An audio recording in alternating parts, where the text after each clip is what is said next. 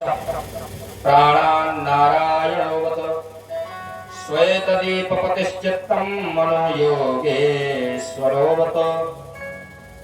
इंद्रियों की रक्षा भगवान ऋषिकेश करें, प्राणों की रक्षा अच्युत भगवान करें, ऐसा भाव ऐसा प्रार्थना करती है मां यशोदा। इधर सब गोप ग्वाल मिल करके पूतना देवी के शरीर को काटते हैं और काट काट करके शरीर को इकट्ठा करते हैं। बोले नंद के लाला की। यहाँ तक कि एक संत कहते थे कि जब पूतना देवी का शरीर कटा तो कान उनके गिरा कानपुर में,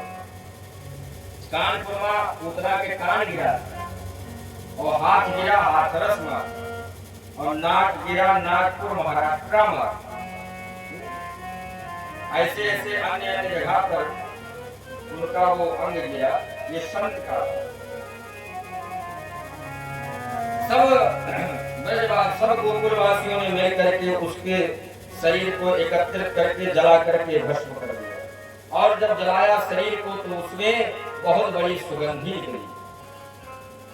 परीक्षित जी ने कहा कि जो जीवन पर्यंत बालकों की हत्या करना, निर्मम हत्या करना, वह लड़के का मर्डर है कि ये नार व्यवहार के शहीद हुए बालक जन्म हुए बाल हत्या है, तो बहुत बड़ी हत्या है।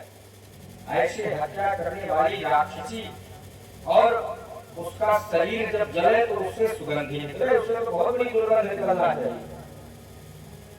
सुखदेव भगवान कहते हैं कि जो एक बार भगवान का नाम ले लेता है उसके समस्त पाप मिट जाते हैं। अरे कितना पाप आरामी ने किया था, एक बार नाम नारायण लेने से उसके समस्त पाप कर गए। और जिसने भगवान को स्पर्श किया हो उसका पाप पहले ही खत्म हो गया।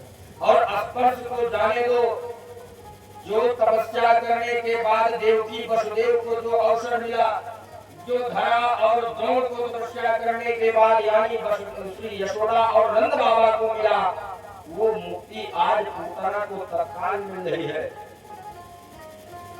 वो मुक्ति मानो भगवान ने दिया है आज पूतना देवी को। इसलिए भगवान को क्या कहा जाता है? दया निधान। भगवान दया निधान इसीलिए है कि वो तीनों पर कृपा करते हैं,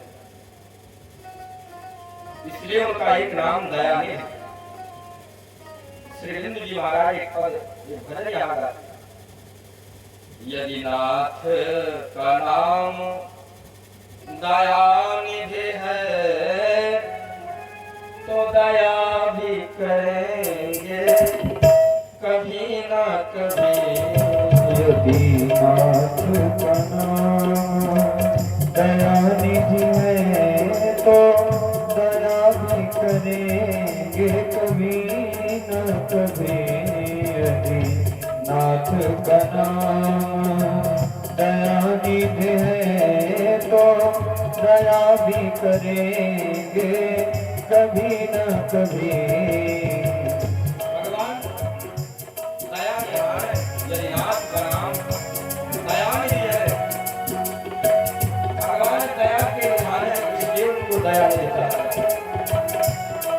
यदि नाथ का नाम दयानिधि है तो दया भी करेंगे कभी न कभी। दुखी हारी दुखियारी हरि दुखिया जन के दुख हारी हरि दुखिया जन के दुख क्लेश हरेंगे